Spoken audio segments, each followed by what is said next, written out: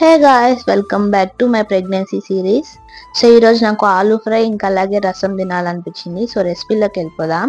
ముందుగా పొటాటోస్ ని బాగా వాష్ చేసేసుకొని 1 పొటాటోని 4 పీసెస్ గా చేసుకొని కుక్కర్ లో వేసేసుకున్నా. అలాగే కొంచెం సాల్ట్, కొన్ని వాటర్ పోసుకొని ఒక 3 విజిల్స్ వచ్చేంత వరకు పెట్టాను.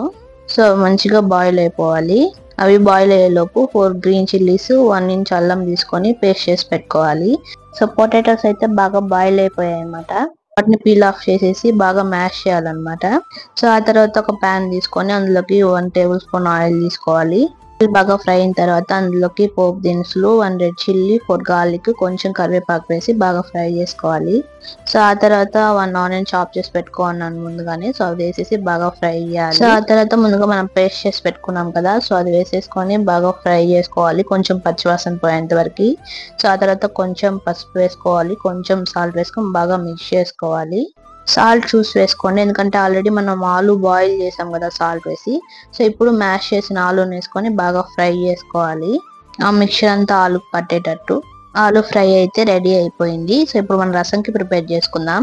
1/2 టీ స్పూన్ మిరియాలు, 1 టీ స్పూన్ జీలకర్ర, 2 టీ స్పూన్స్ ధనియాలు వేసుకొని బాగా ఫ్రై చేసుకోవాలి. సో ఇప్పుడు ఒక ప్లేట్ లో పక్కన పెట్టేసుకోవాలి. ఇప్పుడు ఒక ప్యాన్ తీసుకొని అందులో 1 టేబుల్ స్పూన్ ఆయిల్, అది కొంచెం హీట్ ఎక్కాక జీలకర్ర, 2 garlic, 1 red chilli, tomato, curry leaves, అలాగే సాల్ట్, కొంచెం పసుపు, కొంచెం చింతపండు వేసుకొని బాగా ఫ్రై చేసుకోవాలి. టమాటో అంతా బాగా మ్యాష్ అయిపోవాలన్నమాట. సో అంతలోపు మనం ఇది మిక్సీ పట్టేద్దాం. స్పైసెస్ వేసి కొంచెం పౌడర్ చేసిన తర్వాత ఆ తర్వాత గార్లిక్ వేసుకోవాలి.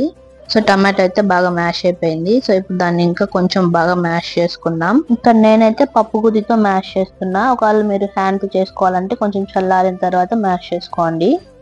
సో ఇప్పుడు కొంచెం పులుపు, ఉప్పు సరిపోయేటట్టు వాటర్ పోసుకుందాం. సో ఆ తర్వాత ముందుగా మనం పౌడర్ చేసి పెట్టుకున్నాం కదా, సో అది ఇంకా కొంచెం సాల్ట్ వేసేసి ఒక పొంగు వచ్చేంత వరకు ఉంచడమే. సో ఈ ఫుడ్ అయితే క్రేవింగ్ ఆఫ్ ది డే అనే చెప్పచ్చు. So if you like this video, please like, share and subscribe. Thank you for watching. Take care. Bye.